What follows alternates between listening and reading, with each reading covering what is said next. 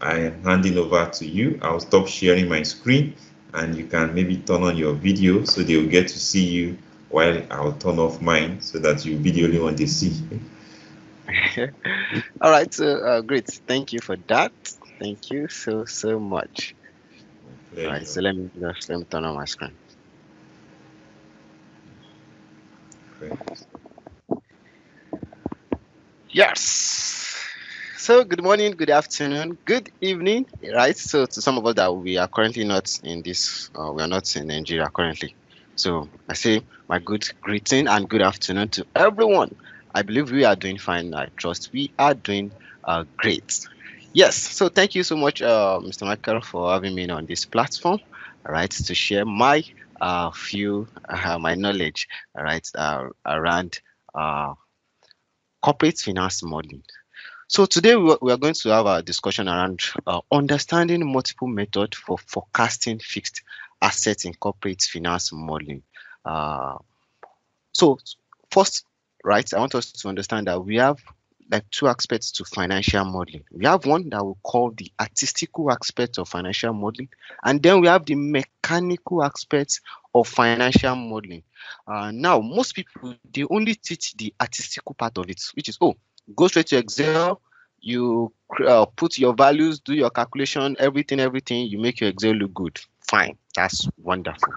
But the other part, which we call the mechanical aspect of it, mechanical and scientific aspect of it, is the most important thing. Financial modeling has really gone beyond you just putting a value in Excel, right? Is now you are taking it a step further, understanding how a company operates, what is the trend, what is happening in the organization as a whole, right? Take their balance sheets, check what is really happening in the organization. So it has really gone beyond you just putting value. If you're saying, revenue will grow by this so percentage, what are the reason behind it, right? So I'll just have a small slide presentation and then we go straight to the demo. All right. So once again, I say a very big welcome to everyone. Once again, my name is Victor Ogundele. Let's talk about factor driving forecasting of fixed assets. Right, as I said, that there are two aspects to corporate finance modeling: artistical part of it, mechanical, and the scientific aspect of it. And most times when people build model, right, you just see them, they build this model on a straight line, growth revenue, which is really not realistic. I'm actually not seeing any corporate organization that has actually been growing on a consistent growth rate of a thing. Now, one of the key aspects of a business, right, is their balance sheet. Forecasting those line items are very, very important, and many people usually get this wrongly. Okay, so I'm going to start with a story, right? There was this man, he has this business concepts, lovely one. In fact, he has been able to convince the investors that, you know what, this business is important. Okay, just go ahead, build your financial model and let us see. The financial model guy actually built the model. The profit or loss account was looking all sweet, but the balance sheet was nothing.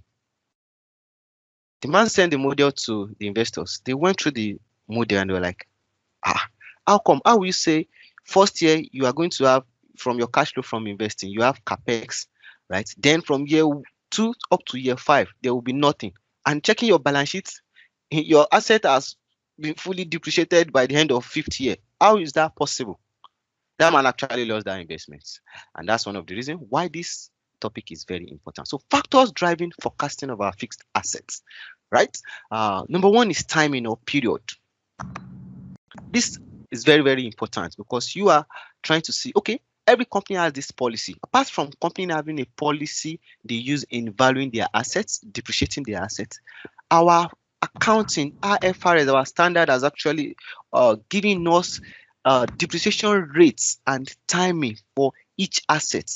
We also have the same thing in our tax, and that's because of that differentiation. That's why we usually have our more like our deferred tax of a thing, right? But don't worry, we are not going there today. So timing or period, you are saying, this is my assets. How long will it last? If I get a car today, right? number of period do I expect to use this? Depreciation is more like you are making a provision for a reduction in the value of your assets due to use. So at times, if you cannot get time, if you are not sure of the period, that's why we usually use what we call depreciation rate. Now, based on the corporate practice, right? Most time they usually do revaluation of their asset and adjusting it. The fact that you bought a car and you're saying, oh, this car will use 5 years does not mean at the end of the 5 years you just throw the car away. Could get to year 3 and you notice that what this car now even worth like ×2. So that's why we usually have that revaluation. Also, management policy of treating assets. As a corporate organization, right, one of their best practices is this: they are not expected to be selling their assets anyhow. No. You agree with me that that's really not a good thing, right? Corporate organization, they don't really sell their assets, at least within a short period of time which you are building your model. If I'm building a model for MTN within a 5 years period, I don't expect them to take all their mass and sell it, or their building, or they should start selling all their furnitures or their property. It's actually not a good thing. Or you don't expect Dangote to just, because one accountant said this my manufacturing plant, right, we get depreciated after 5 years, and after that 5 years Dangote should just take that plant and sell it and buy another one. It actually does not work like that. Also, time value of money and the effects of inflation, right? You are saying, okay, if I'm going to buy an asset, it's worth 5,000. If 5,000 naira today is not the same with 5,000 naira tomorrow. So the better you try and include the effect of inflation to kind of make that 5,000 higher. So I have this concept I usually tell people, right? When it comes to financial modeling, we try as much as possible to under forecast your revenue and a little bit over forecast your cost, so that you make provision for, okay, I'm going to incur this amount, right? And when you get to the reality of it, it's better you don't spend up to that amount than you now need to now be looking for additional money, right? So revenue, try as much as possible to not over forecast that. Also, business cycle and expansion. Every business has a cycle, irrespective of the nature of the business or anything, right? So the first one is, there's no business that is in operation that does not have operating assets. So now when we say operating asset is what the organization use in generating more revenue. So let me give us an example. For a manufacturing organization, right, definitely you agree with me that their operating assets will be those their factory plants and equipment that they have, right? Because that is what they are using to do what, to generate more revenue. Now let me ask us, for a bank, what do you think will be their own operating assets? Let's type in the chat box. So this will be more of a conversation, right? So we'll be using more of our chat box. So let's type in the chat box. For a bank, what do you think will be their own operating assets?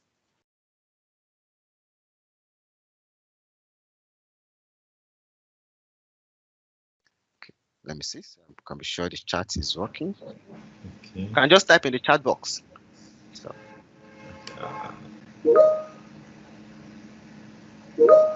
Okay. I think some people are already typing in. Okay. Okay. So.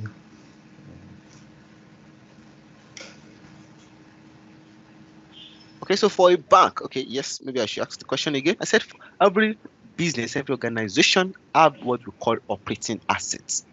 I said for a manufacturing, definitely it will be those their plants they are using to produce those materials, their product they are selling. And I said for a bank, what do you think will be their operating assets? Let's type in the chat box. Let's type in the chat box. Votes. Okay.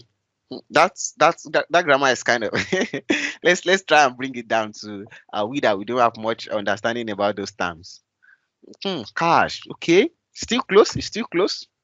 It's still close. What is their operating assets? What are they using to generate more revenue?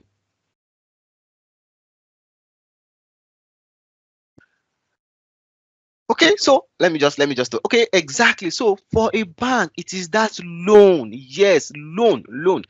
It is that loan, right?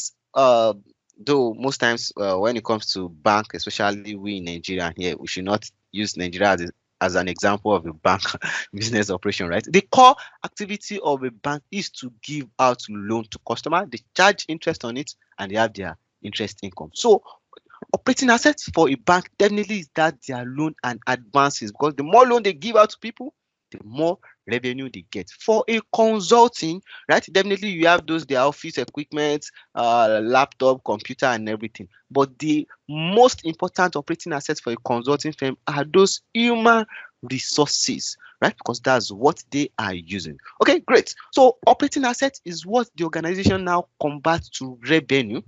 They manage their costs in order to have a good profitability. Now, from profits, they now have cash. And one interesting thing about cash is they don't just leave cash in the business, they invest it back into the operating assets in order to generate more revenue, right? Manage their costs, have a good profitability stand, and then convert to cash. So profit is not the same thing as a cash. A business can be profitable and cash deficit. So that's a whole lot of concept on its own. So we're not going there today. Now let's talk about model mechanics, right? So when you hear model mechanics, it's simply what it's saying is how do we get to do the calculation for this line item? Now every line item in our balance sheets, they represent ending balance. I want you to put that at the back of your mind, right? Every line item of our balance sheet, they represent ending balance. Balance sheet is a snapshot of a business operation. Oh, everybody stop what you are doing. And that's our wonderful accountants. We go in and do what? And we take the recording of all the things we have in the business. So for us to understand what is happening in any organization, balance sheet is the most important thing, because everything, your profit or loss account, cash and cash equivalent, they all end there in our balance sheet. So how do we get to do calculation for our balance sheet? Once again, every line item in our balance sheet also require a schedule. Every line item. But today we are focusing on the fixed assets of it. And let me just run us through those type of schedule. So for our fixed assets, right, we usually use what we call base. BASE. So it's not like an acronym, which means B stands for something, A also stands for something, S stands for something, and E stands for something. So for our B basically saying, oh, for me to do a calculation for this line item, definitely I must have my beginning balance.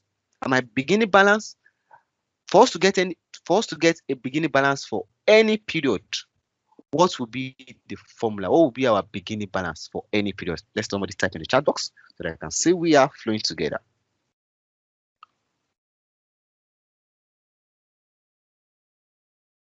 So first, what will be our formula for our beginning balance?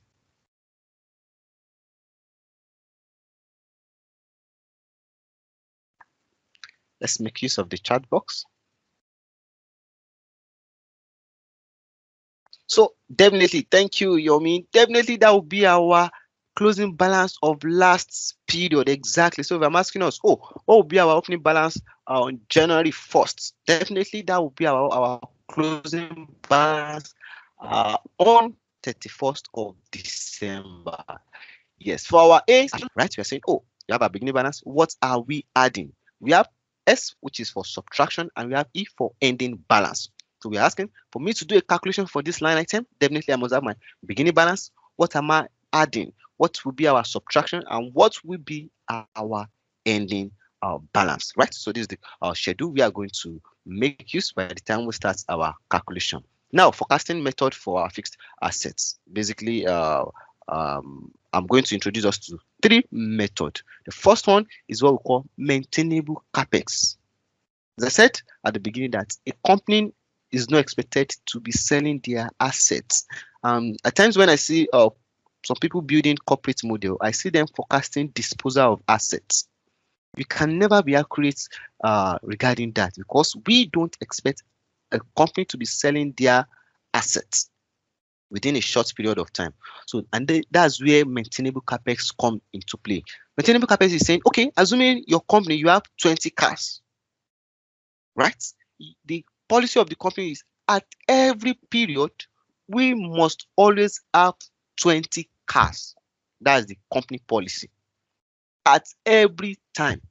So such that if any of the cars, right, get depreciated, what we are going to do is we will make a provision in that same amount it got depreciated, and we assume that as our capex, which means that is the amount we are incurring to keep that asset into shape. So let's say for a manufacturing company that have this plant, right, we are saying, oh, if that plant is depreciated by 100, right, we are saying, oh, the following year we are going to make a provision for it in that same 100 to keep that asset in shape. Now let me bring it a little bit closer. Assuming your car, right, you bought your car, so within a year, definitely, some funny things will happen, right? You might need to do some servicing, some engine. In fact, something can happen. You need to change the engine. Something can happen. You need to change the tire. You need to maintain it. So that's that kind of assumption. We are saying, oh, those costs that you are incurring to always keep that car working perfectly, we can assume that what we capitalize it and make it our capex. Some people do make provision for it in form of our maintenance in our profit or loss account. But we are saying that, oh, this company, 20 cars every time, such that if anyone gets depreciated, what they are doing is they are just replacing, making provision based on that depreciation factor to help us make that forecast. And then we now include time value of money with the effect of our inflation. So the second one is what we call incremental capex. So incremental capex is basically saying, oh, we have 20 cars now, which means, oh, next year we are going to add 5 to it. Oh, another year we are going to add 2 to it. So this is basically based on management decision. And when we are building our corporate modeling, right, you can get that information from our directors' reports. They can give us idea in the annual report. Oh, we expect to incur this so amount in this coming year in order for us to be able to increase our reserve and things like that. I think it's always common. We are building for an oil and gas company. They will we try to incur this in order to increase our reserve base and things like that. So this deals more with management decision. And the third one is what we call our asset turnover. I'm quite sure we all know the formula for our asset turnover, right? Our sales divided by our average total assets. So we are now saying instead of total assets, we are going to take our fixed assets ending balance. I'll say, oh, our sales divided by our fixed assets ending balance, average of 2 years. Now, as I said, remember I said it is our balance sheet. Every line item there represents ending balance. So some people, when they are doing their capex projection, they usually set assets, right, the asset ending balance as a factor of revenue. There's some school of thought that actually work with that. But based on that understanding that everything in our balance sheet represents an ending balance. So how we now be using an ending balance value to make your forecast of your new asset? That means before we had that ending balance, they've considered addition, right, new capex and depreciation that they've deducted. So I'm going to show us a better method to use and do that. Then the fourth one is what I call combined method. Combined method, yes. So we try and use all the three methods in one, but and also we try and combine what we call water flow schedule into it. Now this usually gives rise to what we call circularity. Yes, and as such you need to activate your iteration. So most time, if only you are building it for internal and it's not as if you are sending it outside, you can always do that. But when we get there, we definitely talk about that. So let's go straight to our demo. So please, if you have any question regarding what we've done so far, I would just like us to call my attention to that. Are we good? Any question? Yes. Checking. So far, no questions. But if you have questions, please do drop them in the chat box. I will always pass the questions to him. Okay, so we're good, sir. All right. Okay. Thank you. Thank you. So now let's go straight to our demo. And what we want to do is just going to show us the method, right? Those methods that I've listed for us. Now, when we are building a model based on standard, based on fast standard, there's a way your model should look. So currently now you can see I have my input worksheet. I have my input worksheet, as you can see on my screen. So you can see the way my model is. There are some people, whenever they are building their model, right? They will have revenue inputs and one worksheet, expenses, assumption and inputs, another worksheet, balance sheet, input and assumption, another worksheet.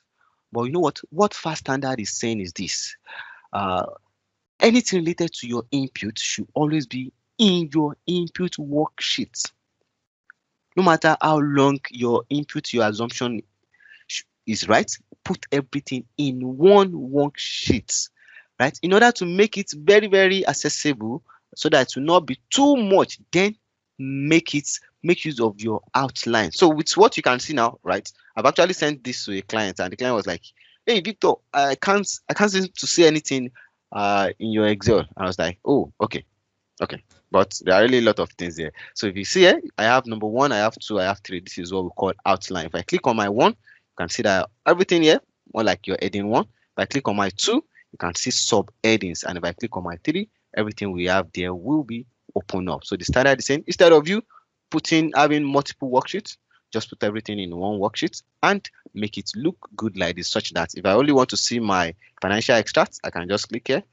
My capex assumption, only this part, while I have other parts collapse. Okay. So let me open this up. Good. So let's go straight to our first method. Now, when I'm building my model based on our fast standard, I try as much as possible to make my model well structured. And in doing that, right, apart from maintaining the same structure throughout my worksheet, I also try as much as possible to make my formula simple, such that it's easy for anybody to check it out. Now, I always try to link all my inputs to my schedule first, to my calculation worksheet. I really don't like it when I'm saying, oh, inputs B27 plus inputs B30 something. It's kind of stressful a little bit. So what I usually do is I'll just try and link that up. So let's create our PPE schedule. So we're definitely going to have our beginning balance. We have our addition, so which will be our new assets. New assets. Then we'll have our less, which will be our depreciation. And then we're going to have our ending balance. Great. So whenever we are building out our schedule layout, the first thing you usually do when it comes to corporate finance is to link your base year. Your base year is the same thing as the last historical value in our financial statement. So the first thing, I'll come here, type my equal to, come straight to my financial extracts, where I have my property, plant, and equipment. So this is my ending balance. And I'll click enter. Reset. Our beginning balance will always be our closing balance of previous year. Type my enter. Now I'll just come down here and do my ending balance, just to create a layout. Beginning balance plus my new assets, then minus my depreciation. I press enter. And just highlight everything like this to the right and press my Ctrl R. Now we need to do calculation for our new capex.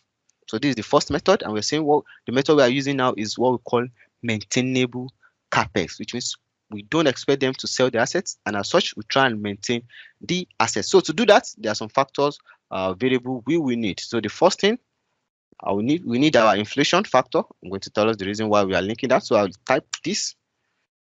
So because of relative referencing, you can just paste this to the right, and let me make this percentage, and also your cell, every value in your cell must have a description. So what I'm saying now is any value you see in this that has this dotted cell brackets, they are being linked from another worksheet. Now we also have what we now call inflation index. And what inflation index usually do is this. Most time, if you are building your model, it can be quarterly. right? So, and the inflation we have here is actually yearly. So that inflation index will also help us to, it will consider period as well. So as such, let's have our period here. So we just want to do our calculation for our uh, inflation index. So this empty cell plus 1. Remember, this is our calculation worksheet, so we cannot be typing anything hard coded inside it. And I'll come here, let me type my inflation index. If you have any question regarding any terms I'm using, please, I would like us to call my attention to it before we go deep into this. All right, so to do that, we have our formula equal to, open my bracket, 1 plus my growth rate, which is my inflation, right? Then raised to power, open another bracket, my period, then minus 1. I'll close that and press enter. So I would like to, this is supposed to be in multiple formats to this, which this is telling us that, you know what, the value of any money in year 1 is the same. Is the same because that is the period we are currently. But tomorrow, definitely, it will not be the same. And that's why we have this. So, which means we also need to, let's calculate our depreciation first. What is our depreciation? I'll type equal to, and I'll come back to my input. So we are working with our depreciation, right? Copy it, and let me come here. So because of cell referencing, so it's very important. Your model is well structured.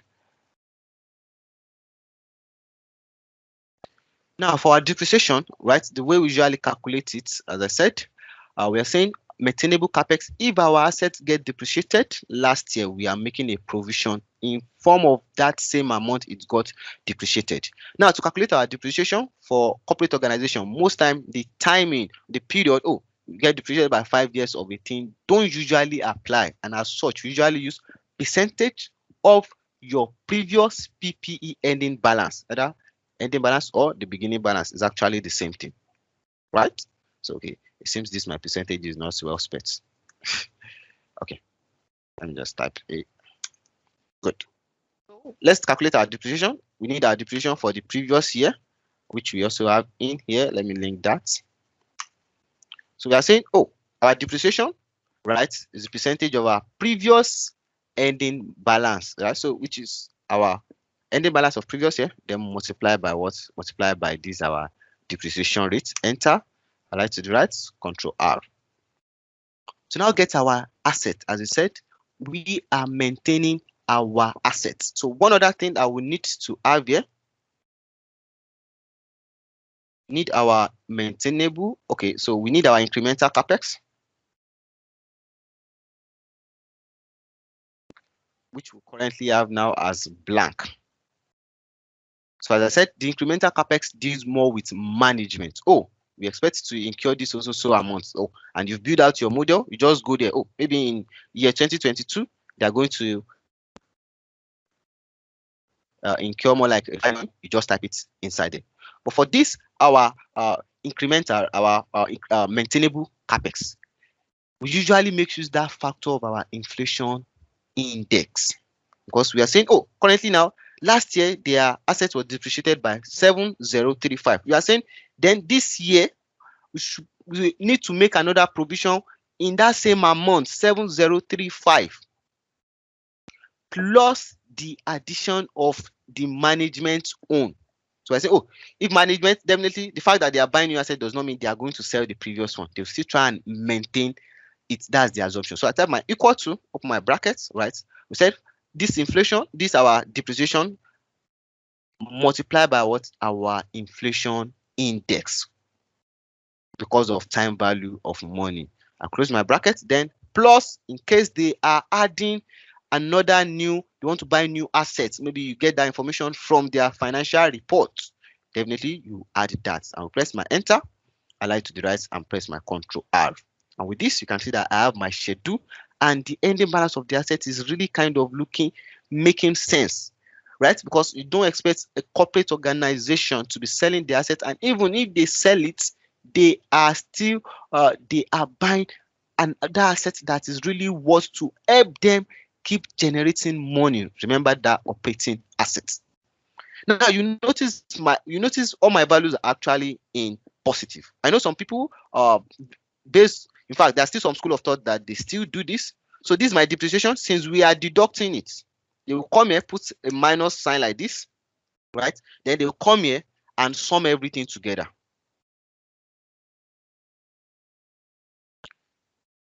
So this is just example. So what our fast standard is saying is this, that this is actually based on standard. It's our FAST fast standard is saying, no, don't build your model like this.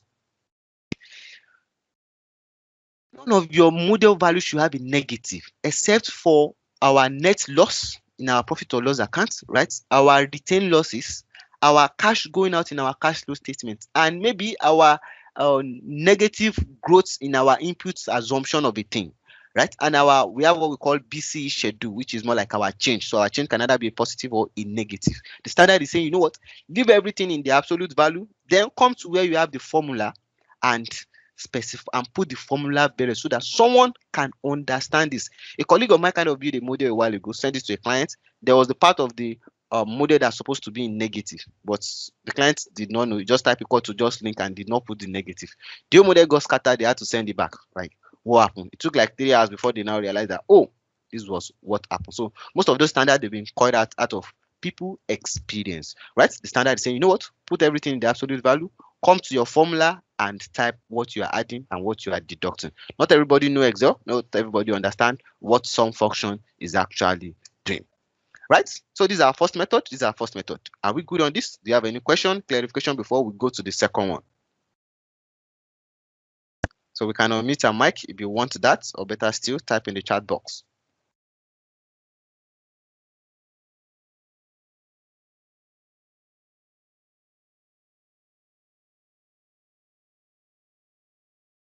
Are we good? Are we good? Okay, I think they are following. I'm also following, so it's okay. Nice. Okay, so let me be sure. So we have this and two. Can we just click on the and two so that I can be sure that we are still together? Let's click on our and two. Let's click on our and two. You know, Teams has this and two. Okay, great. So Anthony, Ainde, okay, thank you. I'm seeing our hand. LM, Yomi, Patrick, Sadiq. Okay, great. Okay, thanks guys. Just to be sure we are on the same page. Okay, so let's go to the second method. Right? Remember, if you have any question, just type in the chat box. So since you understand how we've been able to create this schedule, we just have this already. And I said, anytime the first thing you do is you link your ending balance of our PPE, you link that to your balance sheet extras, right? Ending balance, this is equal to my beginning balance will be equal to my ending balance of previous year. My ending balance, let's just put the formula plus. Okay, so this second one is kind of different a little bit. Now let me move too fast. Right. So this one I usually call it, I call it work back method. Right? And what we are using here is what we call our asset turnover. Right? So let's just assume we want to calculate our asset turnover. Definitely we need our revenue. So let me bring my revenue here. Let me copy it.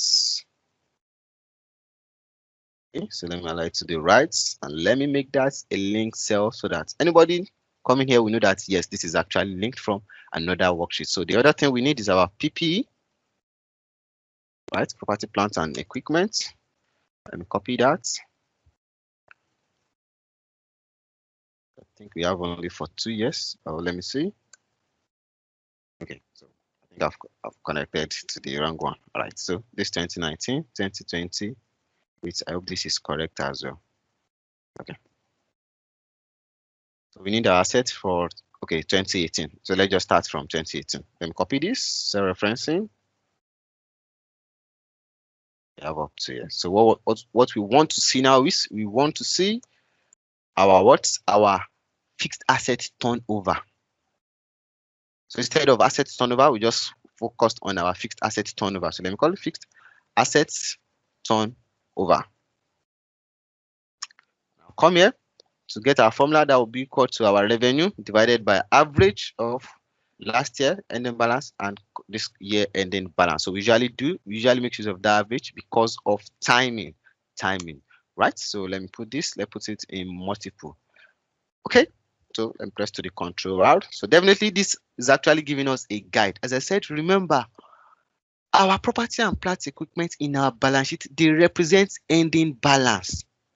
So it does not really make a lot of sense by the time you are not using ending balance and now using it to do your own assumption of your new PPE. Yes, PPE is still the same thing as fixed assets.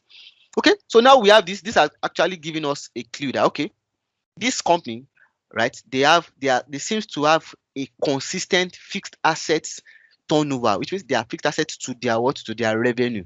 Currently, 2019, you can see they have 3.68. Another year they have 3.62. So this is enough to kind of give us that okay, it seems they have a consistent trend. They usually fall around 3.6 at least. So let's see. I think so they've been able to give us assumption in our input. Okay, so they said going forward we should just try and use 3.65. So let me come here and let me link that. Equal to, go straight to my input. Enter, drag to the right, Control R. Now let me make that our multiple of a thing. Right? So let me put this as link cell start. So your model must be well simplified. Okay, so I guess we're supposed to calculate this under here. So let me just cut it. Let me put it here. Okay, great. Still the same thing. So now with this, we also have our forecasted revenue, which they've given us in our what, in our input worksheets, which means we now need to come back here. We need to get our ending balance first, making use of this our fixed asset turnover. And to do that, that will be equal to our revenue, right, divided by what, our fixed asset turnover multiple that we've used here. Now I like to the right, Control R. So which means we automatically have our ending balance. Do you understand that? Do you understand this method? So now that we have this our ending balance, right, we can go ahead and calculate our beginning balance, which will always be the opening balance of last year. I like to the right, copy right. Our depreciation, let's go straight. Let's pick our depreciation rate. Copy, let me paste it here. Control R, and let me make that percentage. Let me also make it a link cell start. So which means we can actually calculate our depreciation equal to our last year ending balance multiplied by what? By our depreciation rates. Enter. I like to the right, press my Control R. So now that we have this, right, we can now forecast our new, what will be our new fixed asset, our new assumed capex or PPE. To do that, I type my equal to, open my brackets, our depreciation plus our ending balance, right, then minus our beginning balance, and I'll press my enter. Now, for me to be sure that what I've done is correct, I'll just come down here, type my equal to my beginning balance plus my new PPE minus my depreciation. If it gives me the same thing with this ending balance, that means we are correct exactly. And let me just copy this to the right, press my Control R. So automatically you can see now that we have more like our work back. So I call it a work back. You get your ending balance first, calculate your depreciation, right? You know your beginning balance automatically. Then the difference is what we now call our new capex. So most times I really like using this, but in using this method, right, it is always good for a company that have a consistent trend. Just like this, our fixed asset turnover that we checked. It is always good for a company that has this consistent trend. Not that assuming here they have something like 7.5 and we come to this second year they have 2.5. We definitely know that this company, there's really no trend in their business operation, and this method might not really work fine. Okay, great. So now we are going to the last one. We're going to the last one. So are you good with this second one? Yes, let's click on I want to so that I can be sure. If you have any clarification before we go to the third one. The third one is a little bit advanced. It's a combination. Okay, thank you. So let's just click on I want. Let's click on I want to. Let's click on I want to be sure. We are good. We are good. We are good. We are good. Okay, great. Okay, thank you for that. Thank you. So now let's go straight to the third one. So remember, if you have any question, type in the chat. Will addition not be part of depreciation calculation? will addition not be part of depreciation calculation? So remember, our calculation is actually a percentage of our previous year ending balance.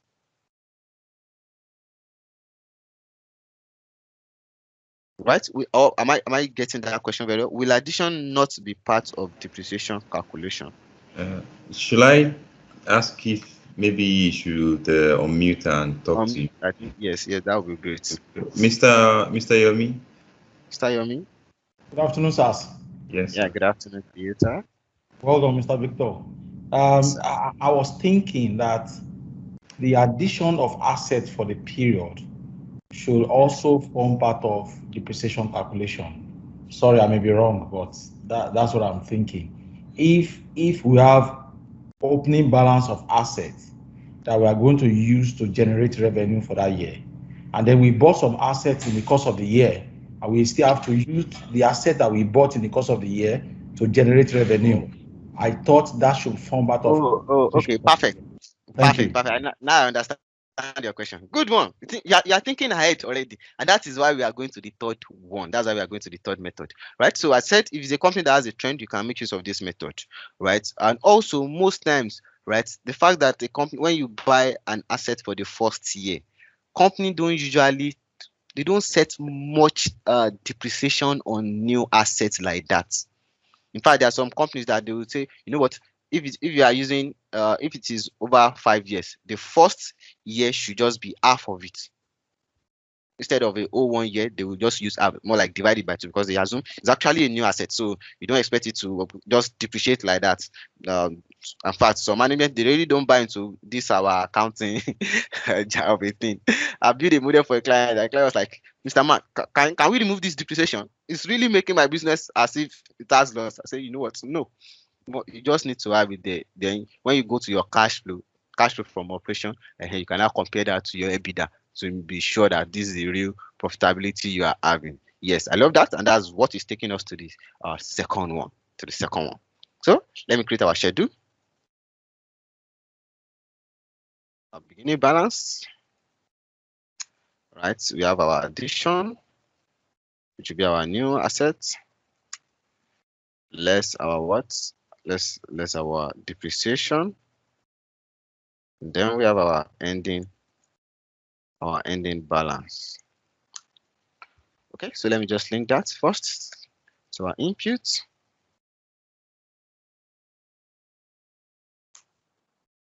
Our beginning balance will be the closing balance of our previous year. Let me put my ending formula, beginning balance plus my new capex minus my depreciation. Great. So we need to calculate our new assets, and let's check our inputs. We already have our new assets, our new capex being given already. So just assume it has been given, since you already know the first method and the second method. Come to my inputs, my new capex, enter. Is that here? Is that here? Right. Now, back again. As I said, most time when I'm doing my formula, I usually like linking my assumption to my calculation worksheets. So you can see it's kind of makes it very easy for someone to audit this model, and they don't need to be going to another worksheet before they can understand what I've done, right? So instead of, this revenue that we brought here, we could have linked that to our inputs, but it will now be reading our inputs something divided by input something. Then you need to be cracking your brain to now go to inputs to try and see where the variables are. But here you see that it's very easy for you. All you just need to do here, come here, right, and just go straight to your input if you want to see where the assumptions are coming from. Okay, so this is our new capex. And also one other thing we need our we need our depreciation, but this time we are going to use our depreciation year. So based on your question as well that you asked, okay, equal to our depreciation. So this time we are not using depreciation rate again, since you already understand that method. So 5 years, 5 years, 5 years. So which other thing do we need? So okay, so let's see. We need this our okay, I think we've calculated it in this first step. So our inflation index, we need that as well. Make that multiple and also linked cell styles. This other one, so let me make them linked cell styles.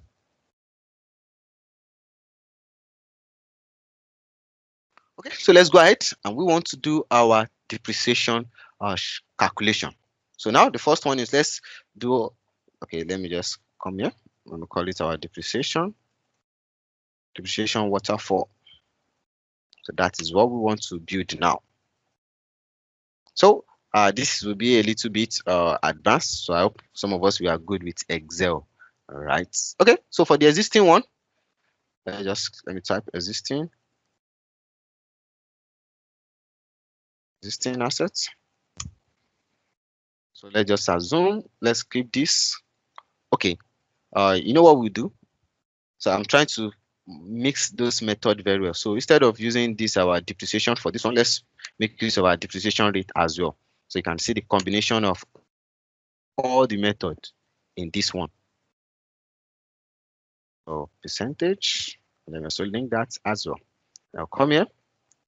This is our existing asset balance. So I just come here, our existing asset balance, which I'm going to keep constant, right? Then multiply by what? Our depreciation rate. So to the right, so definitely let's keep that constant. Now to our depreciation for the new asset. As I said, is waterfall. So first thing we need here is we need this our year that we have up here. I'll need that here. And let me just make that.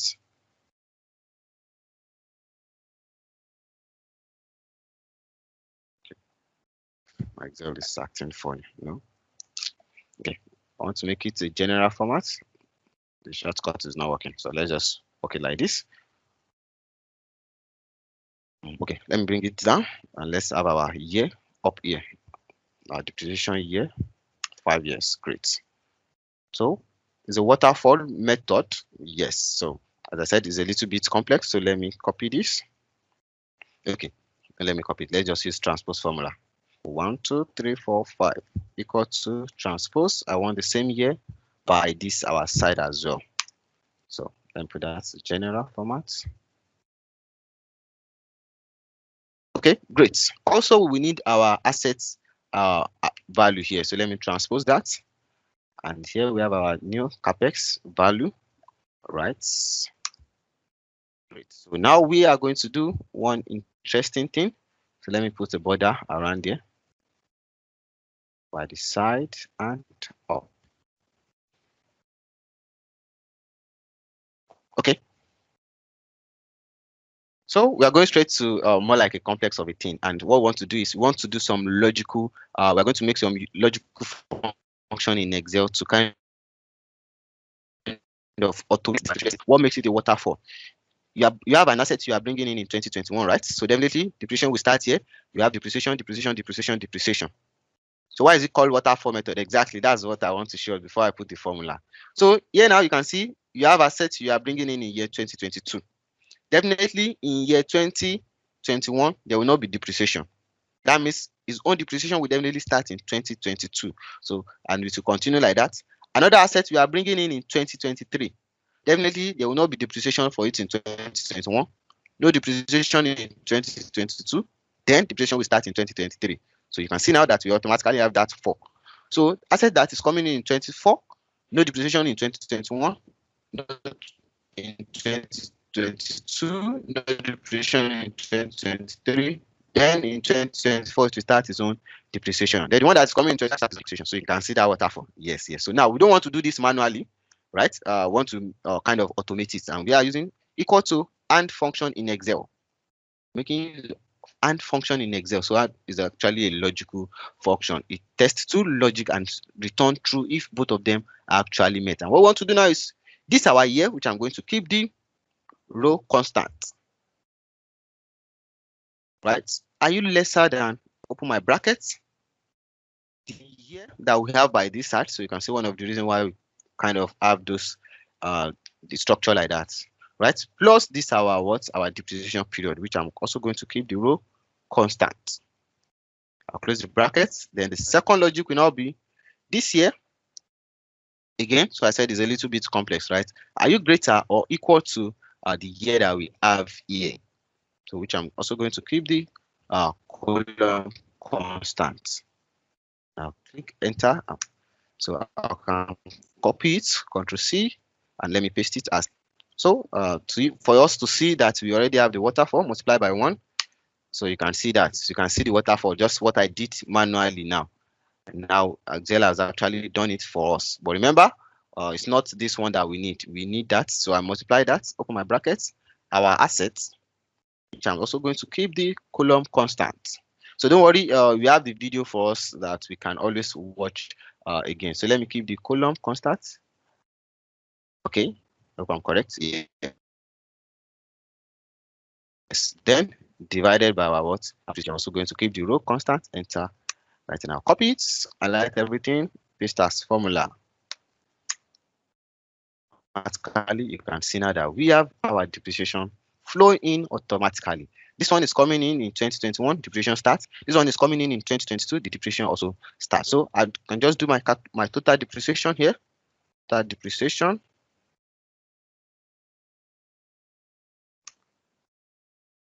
I'll come here, equal to our existing plus our new capex.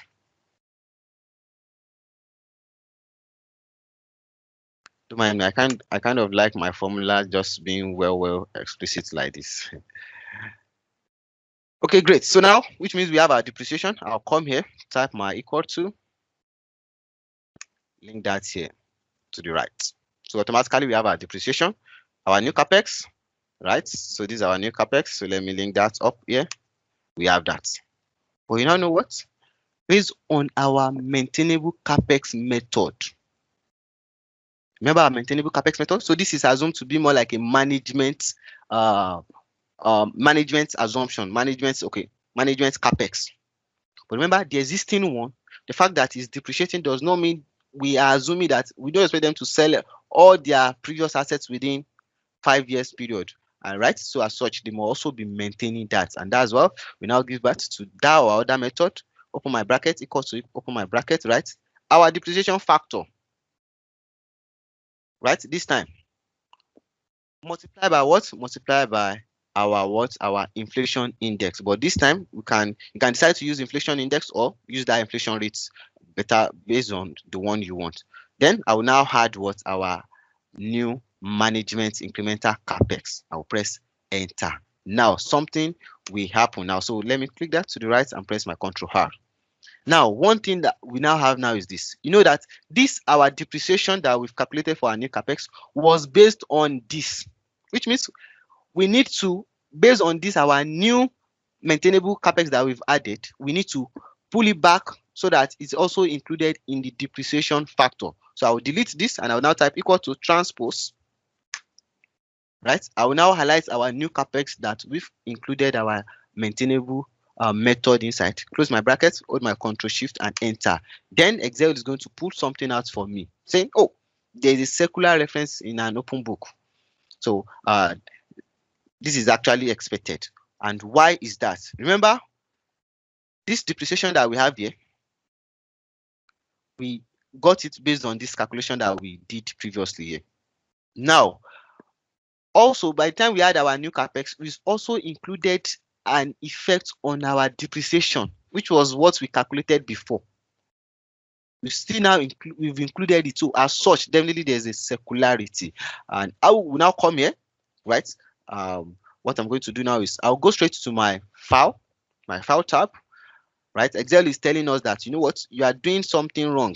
That you've actually used this same value that you have here. You've used it to do the calculation. Now you still want to pull it back into the formula. So as such, we now need to tell Excel that, you know what, we are doing it intentionally. Allow it to flow. So I'll go straight to my file tab, options, go to my formulas, and here I will click enable iteration. This is part of a corporate organization practice, especially if you are building cash flow, right? We have overdraft, we have what they call it, an oversee, and it has its own separate name. Who can remind me? More like so we also have it under cash sweep.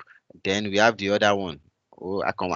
Okay, maybe if I still remember, I will try and I will remind us. So interest income, you always have the circularity around that. So now that I've told Excel, you know what? Allow this to happen by activating that. I'll come back here and click on my transpose. Right? Come back to our new assets. Highlight everything. Close my brackets. Ctrl Shift and enter. So automatically, you see now that as the new asset that we are making provision is coming in, everything is flowing in automatically. I can see how the asset is actually increasing. So a corporate organization, they are expected to be increasing their assets, not to be reducing it, right? Not that you just set the depreciation and everything will just, by the end of 50 year, everything is gone. So it really does not work like that. So I'm quite sure this video will be available for some of us so that we'll be able to go through it, especially this third approach, right? Most times when I build my model, I usually do that. Now for that circularity, there's this school of thought that they are telling us that, you know what, whenever you are building your model, try as much as possible not to allow that circularity or iteration, right? But when it comes to corporate finance money, remember the name, revolver. Yes, revolver. Maybe they have some cash deficits, they need to go to bank overdraft. So we call it bank overdraft in Nigeria, but overseas they call it revolver. Also, if you are doing your cash sweep, you always have that circularity, and you are doing the calculation of your interest income. So let me just show us an example of a model I'm currently working on, and what the first standard is saying now that, okay, in case you now use that in your model, right? Beginning of your model, make sure, so most people usually they will use macro to activate it. Maybe you click on this, or better still, you let anybody that is using your model to know from the onset, right? Tick enable iteration in your Excel and tick the box to activate so that they will know automatically, right? But the method I usually use, I use two methods inside, so such that either if you decide not to tick this, because not everybody really understand this, most of our users at times they are really not Excel or finance people, right? So either they tick it, the interest income will still work out, and if they tick it, that means you see that we tell them they should just go to where they have that thing to just activate it. All right. Oh, yes. This third method seems to just include almost all the other methods. So yes, and thank you so much. We've come to the end of my demo. So if you have any question, clarification, let's have a discussion. So let me hand over to Mr. Michael. Thanks a lot. It's a power-packed session. I can see that you prepared for us the groundwork so that you could walk through all the three together for us in a short time. And like you kept mentioning, I know some people will want to walk through the formula. I particularly like the waterfall approach, and the formula is different from what I normally use. So I'm going to also go and watch the video too and check out, maybe play and be pausing. So thank you for that. Anybody has a question, you can unmute and speak. So we are a small audience, so it's not there's no need in saying just type. You can unmute and speak. Yes. Mr. Patrick, thanks for joining. Who are the people? I know them very well.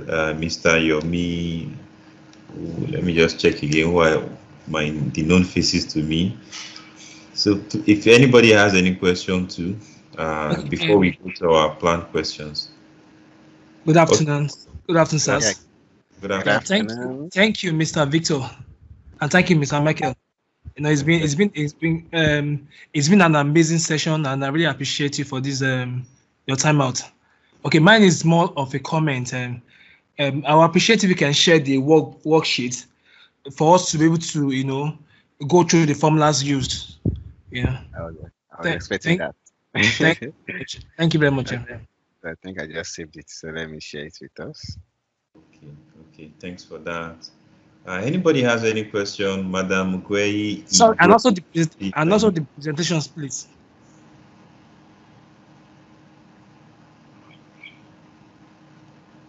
Did you hear what he said? Okay, depreciation. You mean the PowerPoint, right? I think so. Okay. Yes, please. All right. Okay. So any questions before I go to my own questions? I don't want to make it look like I'm cheating us by asking mine first. Okay, going one, going two. Okay, so I'll go to my own questions.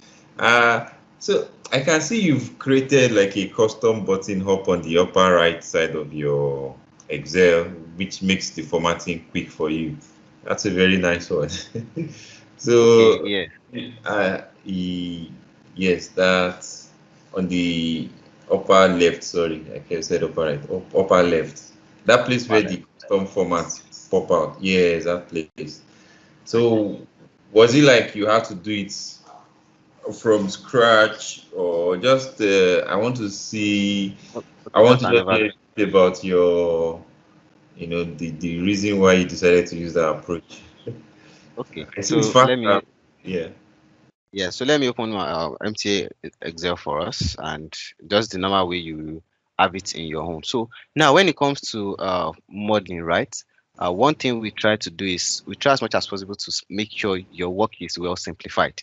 It's not about the tool, right? But it is about how you make use of that tool to get your work done efficiently.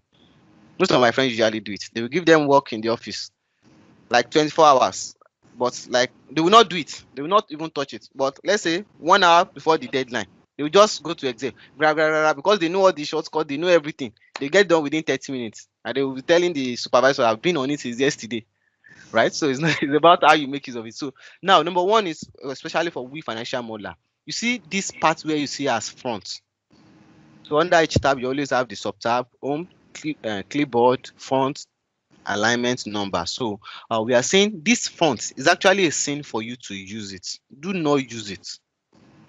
Make use of cell styles. So each cell styles can actually be, you can define how you want it to be in your own format, right? So what I've done to that my own is I actually deleted some of the cell style that I don't want.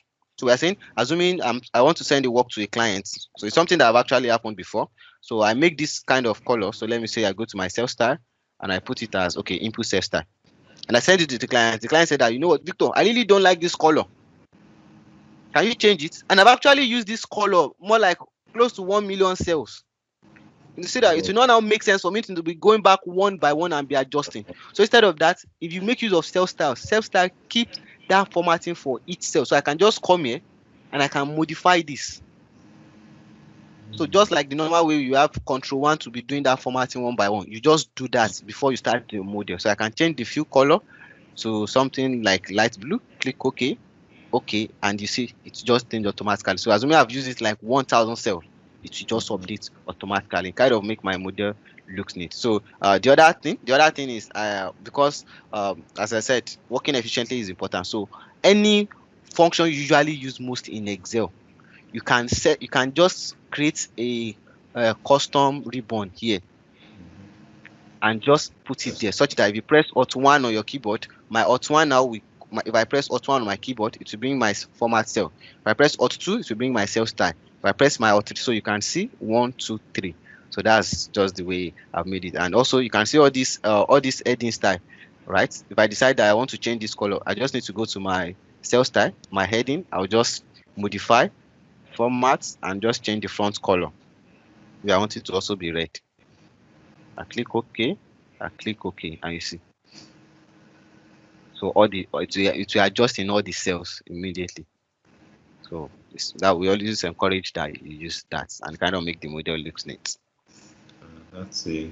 The funny thing is, when you know something and you're seeing, you've never thought about using it in this way, and someone is explaining that, like, this thing that you've always seen here, that if somebody asks you what does it do, you can say, and then you've never thought about using it to achieve a much bigger useful stuff. I'm very grateful. This is one big learning for me from there. I'm already seeing some things that I do that, in fact, I will start working with that approach. So thanks. Another question I have is, okay, I think, yeah. So the next question, again, anybody has any question in the house? Because these are usually the wrapping questions. I want to ask the last two questions. No more question after these last two questions. One more afternoon, everyone. One Yeah, more. good afternoon. I want to you, sir. Mr. Victor Ogundele, to just go through that the application of what you have just done now. Okay. Font and the labeling style, the sales style, one more time. Because I have to be sincere with you, I'm guilty of using the normal one, the general one on the ribbon. Although I don't like this default font once I open my Excel. So what we use more in my office is Arial. So once I open my Excel, I highlight all the cell and the workbook, just click on Arial and I start working. So please just go through it one more time. Thank you. So for that one, right, you can actually predetermine your Excel font. You can predetermine that automatically. So instead of you doing that, you go to your file, go to your options. Let me see, do I still remember? I think that should be okay. So under general, you can see use this as a default font. So you can change your own. Excel automatically is set as Calibri. Before it used to be this area. So they now updated the Excel, I think, under another version. Then they switched it to back to Calibri, and the whole corporate organization just started using it as a corporate font. But me, I still prefer this font of it. I still prefer this area of the thing, right? So you just predetermine it. You click on this and you click on your OK. So whenever I'm building my model, this is just a sample for us to see, right? And it's also based on the normal typical corporate organization of a team. Whenever you are building your model, every cell in your model must have a very clean and clear description. So before I start doing anything in my Excel, this is almost like the first thing I'll first of all think through. What are the values that I will be using in my model? So as you can see now, so if anybody open this model, they go straight to the cover, straight to content, and then cell style, so that they understand, oh, these are inputs with short explanation. Cells in this format are hard-coded and can be changed. Formula cells that contain calculated value and must not be altered. Leave it the way they are. Link cell styles, cells in this cell styles are linked from other cell, another worksheet. So you do that. So as you are doing it, right, as you are creating it, you go straight to your home. So maybe let me just do an example for us. So this one I've actually deleted some of them. I think I should work with a blank Excel. Yes. Don't mind. Okay, so let's say, for example, I actually want to start my model. So, right, so definitely the most common one, input cell style. Sorry. Input cells, then we have formula cells, formula, then we also have, sorry, don't mind my spelling. Formula cells, then we have our link cells. So let's just work with this first. So right, and I'll just type 1, 2, 3, 4, 5 here. So 1, 2, 3, 4, 5. So you can see the way they are, just like the normal general format. So instead of me, by the time I start building my model, I'll now be doing adjustment of comma, be removing decimal one by one. Waste a lot of time. I just go to my cell styles. So currently you can see that it is automatically set as normal. Your Excel is set automatically as that normal. See? So if I click on my cell style, you see that it highlights the normal automatically. I'll just right click. So you see apply, modify, duplicate, which means you can actually duplicate, create your own. But I want to modify this, click on modify. Then it's still the same thing as that, your control one, where you have all those cells, your cell formatting. So general number, alignment, font, border, fill, protection. In fact, I usually use this protection if you build a model and you only want your user to only touch only the input cell styles, which means every other style, they will not be able to do anything. So I just click on this format and it will open up this. You are at least you are used to this one. So you have number. Most of us don't know we have alignment. You have font. You have border. You have fill. Protection, where you can actually lock some cell style. So you can actually use cell style to lock some part of your cell without putting much password. So come to your number. It's always set automatically as general. Just come straight to my custom, right? So I can delete this to create my own, or better still, let's look for the one here. Okay. So put a comma. If you want your own to have decimal, you can put decimal. So let's say our value will be having 1 decimal. I'll come here, my negative. I also want it to be more like red color. So you can always read more about this. This is more like a basic Excel thing, right? So any value that is in zero, I would like them to be more like a dash, and I'll click on my OK, right? So let me still format that. So this is just normal general, and I'll click OK. You see now that automatically 3 of them just change, because that is the general format. So now I said I want to make this my input. Come here, come to the inputs, right click, click on modify. Now this one I just only want shading. I want color shading. I don't want any other thing. So I'll untick my font. I'll untick my border. I only need few. Then I'll click this format, go straight to my few, and I'll select the color that I want. I think I would like this more like ash colored cells. Yes, and I'll click OK. So you can see now it's only my few that is currently that I want only for this, and I'll click my OK. If I go back to that my cell style, click my input, you see now that it will just make it that color. I think I also like to have border. Let's see if we can put border around it. So go back to your format. Now I will need to tick border format. I should just have something like ash color. Okay, I think this is fine. And click on my OK and OK. You see, we have that already. So you apply it. So formula cells, link cell style. So you can always modify and make it any way you want. And once you do it like this, by the time you start building your model, you just be clicking on it, apply it to them, and you are good. Wow. Thank you very much. I'll go back to Excel 101. Thanks. Yeah, in fact, yeah, really want to go back to Excel 101. Mr. Victor, maybe you do a session for us. We will invite you for Excel. You teach us these things, because to be sincere, if someone asks me, do I know this, I will say yes. But now I'm not using it, and I'm guilty. In fact, I should write apology letter to people we have trained and say this is something we should have told you the value and how to use. And so it would be nice if we're able to get for the exam. For the yes, hello.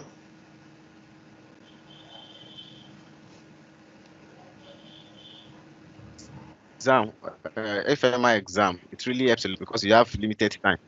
Yeah. Yes. Can you hear me? Yes. Now. Hello. Yes. Can you hear me?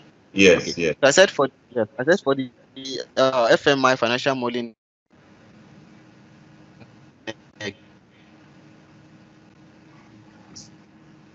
exam, you have limited, so you need all these things like this. Create all your value style before you just move on to allow you to work real faster. I agree completely.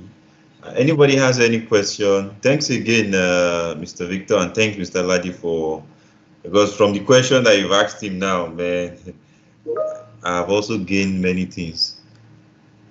Please, can you share the demo worksheet? Yes, he has agreed that he will share it. So because of time, I think I just go to the last two questions. And so also too, we want you to do, it would be nice if you can make time for us to do a session on this formatting. I think it will be better to do it on the Excel, so people don't think it's just for financial modeling that this knowledge is useful. Okay, so maybe we'll talk after, and I'll try and, you are difficult to grab hold of, but what? So we'll try and see which day you can spare for us for the Excel, and then the larger house will be able to benefit. So the last two questions. Question number one is, tell us your journey. How did you get into this space? Like, has it always been your plan originally from, God knows, maybe from age 1, age 2, age 3 years? So that's actually a good question, right? I hope one of these days I will have a webinar where I'll just tell my story. So, in fact, from school, right, I'm supposed to be a dropout. Let me tell you the truth. I'm supposed to be a dropout because while I was in school, up to now, most of my colleagues still don't believe this is the Victor they used to know. Because me, class, far from it, I was really much into music. In fact, when I got to 300, about going to 300 level, I wanted to change to music department, or maybe I should just leave school and focus on music. Well, something happened along the way. I met some of my clique, right? I think that adage that said people you kind of work with to really kind of mar you, right? Make you all, they destroy you, everything. So they're like above me. So I'm like the last of them. So they are trying to bring me up. So those are the kind of people someone's supposed to be working with, right? So they're like, one of them told me that, Mr. Man, don't go and do music. You can always do music without certificate or anything. But this one, don't worry, we'll put you together. We'll finish it. If you've done it up to this extent, Mr. Man. So you kind of put me right, and I finished, then straight to Abuja. Then I started accounting job. So nobody actually taught me Excel. right? So there are some things I'm kind of good at trying to figure it out myself. So my office then we had like 10 departments. So recording, transaction, and almost daily basis you do reporting, accounting, reporting, management, cash, and everything. So I had to automate everything with Excel. Then I got to a point, I'll just get to office. It's not assume as if I'm doing nothing. So I've actually automated all the process. I just put one value and everything. Now, what is our sales for yesterday? What is this? I will just answer everything. So I got bored, and I like, no, this is not what I want. Then I came across actually somebody wanted to employ me to come and be doing. So that was when I started my working from home of a thing. There's this company, they get job from USA, and they just give it to you. You do it, send it back to them, they send it to the customer, and they pay you. Then they wanted to bring me as a business consultant, writing business plan. And when the guy saw my CV, like, okay, I'm accounting and everything, the guy just sent me one model. I can never forget that model. I felt I should walk through the model. That do I understand financial modeling? And he's going to ask me in the next 2 hours what I think about it. And I went through it. It kind of makes sense. I know Excel of a thing. I know accounting. So I was able to connect, and I told him, yes, I know this. And that's how I started. That's how I started financial modeling of a thing. So nobody to teach me at all. And as at that time, financial modeling was not important in Nigeria. As at 3-4 years. In fact, I told my uncle that has been in accounting world for a while that I'm going into financial modeling. He was like, what is financial modeling? Mr. Man, is that you're an accountant or you're an auditor? So I had to move. I went back to Ife for like a whole 1 year. I was in my room, just like this corner in my room for 1 year. I was working, learning on my own and everything. And they said, whatever thing you're good at, keep doing it. One day, they will find you there. So that's how I was able to. That's how the journey was. What's really, really crazy.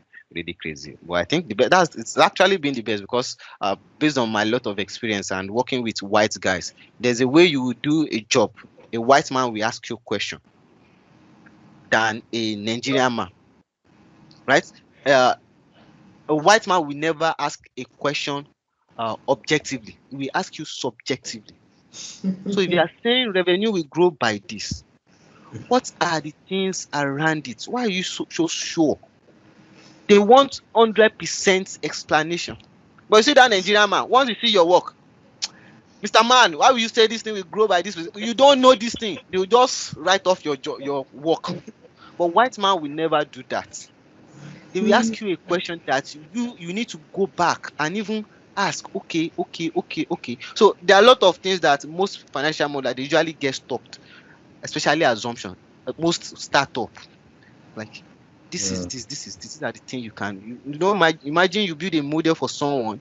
Year 1 there's capex in the cash flow from investing. Then from year 2 to year 5, cash flow from investing is blank.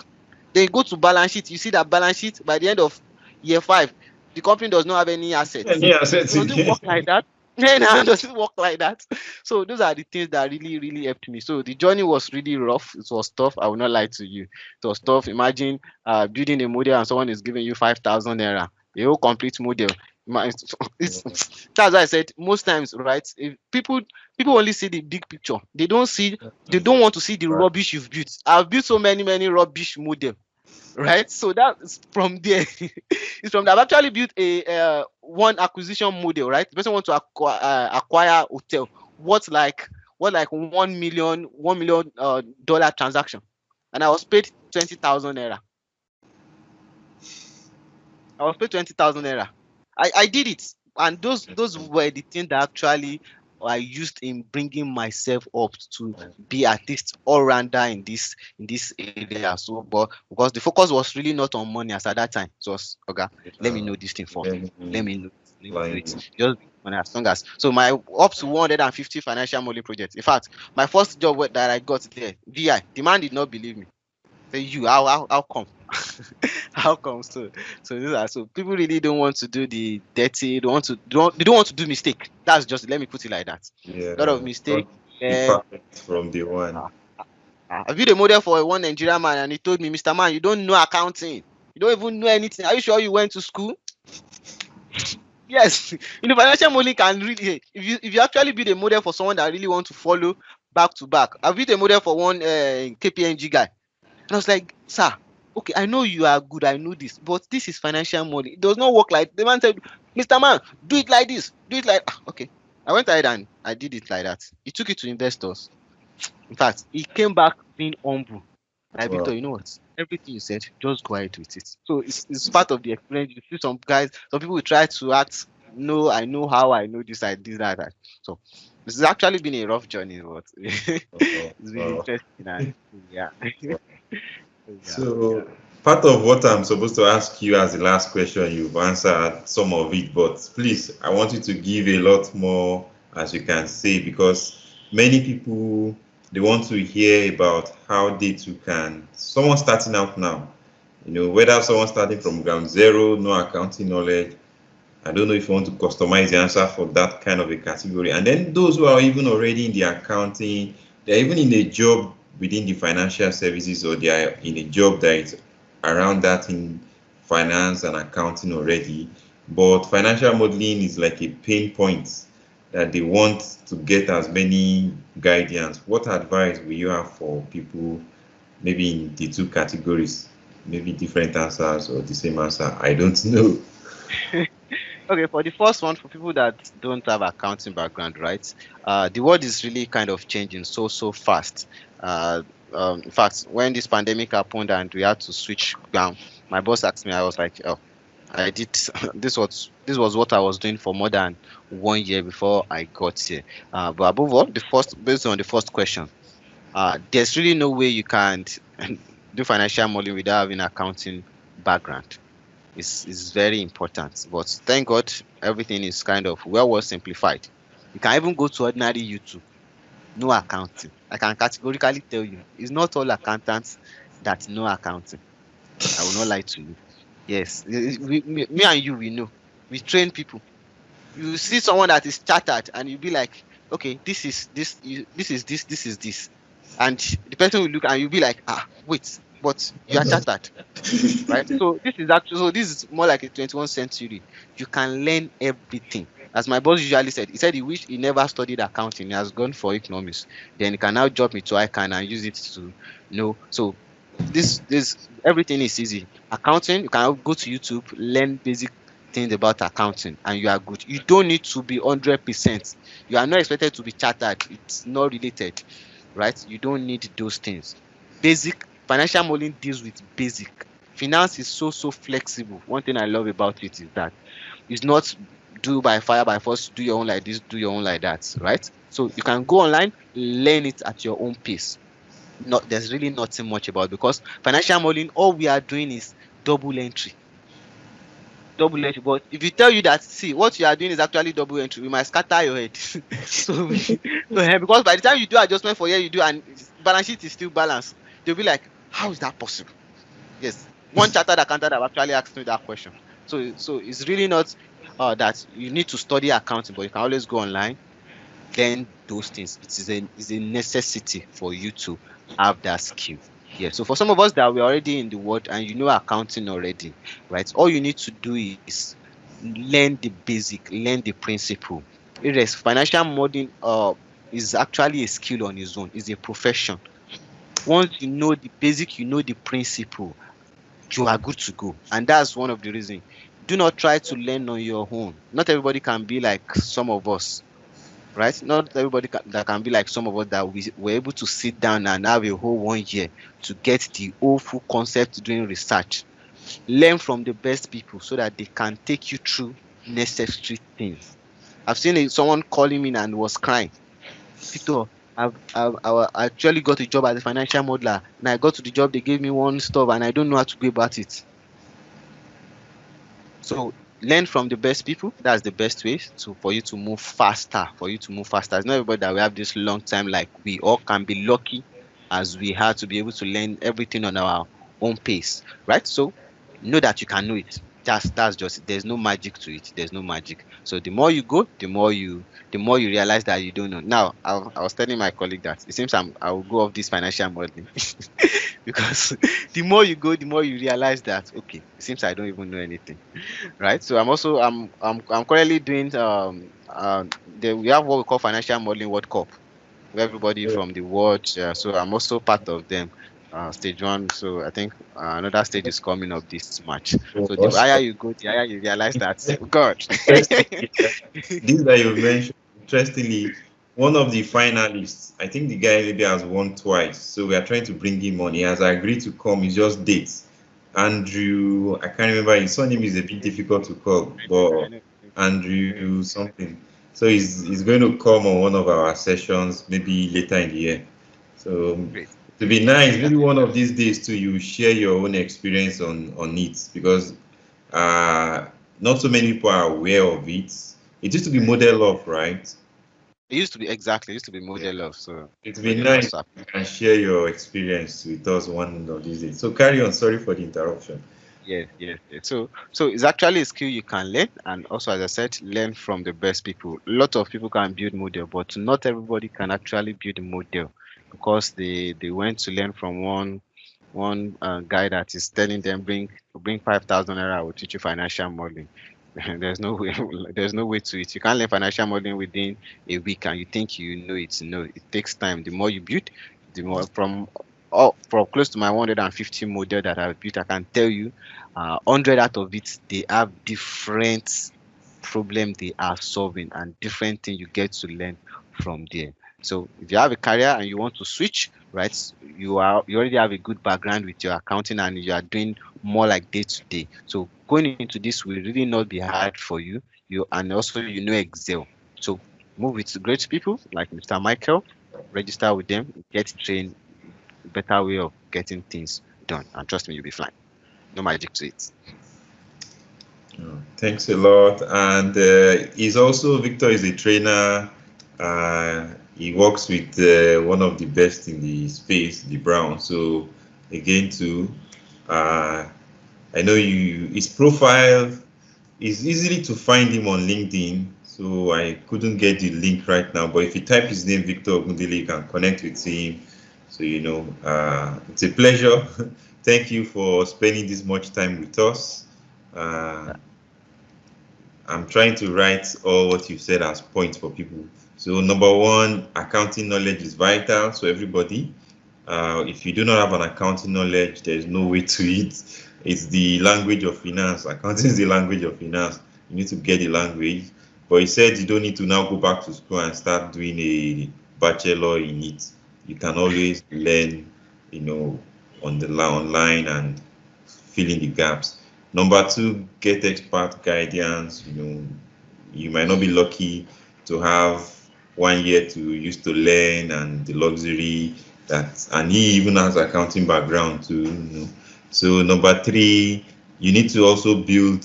The more you build, the more you'll be better. Like you said, out of the 150 plus is built 100 different types, different things. Not that one is exactly the same as the other. So thank you once again, sir. So I'm sure maybe once you send the slides and the workbook, I will get it across again. I want to check if it's possible for me to drop it, but I can't drop it in the chat box. Okay, that would be nice. Let's see if that works. If that works, then that's perfect. The chat box is really not giving option of sharing. I'm not sure I can do that. I have been noticing too, even the last person we had, I think he tried sending us. Okay, I'll get it across via. So for everybody, this is where I'm going to put it. I'll try and upload it alongside the video, and in addition to, in case maybe you forgot or something, I always will email it to everybody if you are already on the community. So I'm pasting the community link right now, so that just ensure you're on the community, ensure you joined the community. So once you ensure that, pasting the community link, when I send email out, you will get it. So it won't be a case of how are you going to get it or you having to give me your email one by one. So thank you very much. It's been a pleasure. It's been an enjoyable session.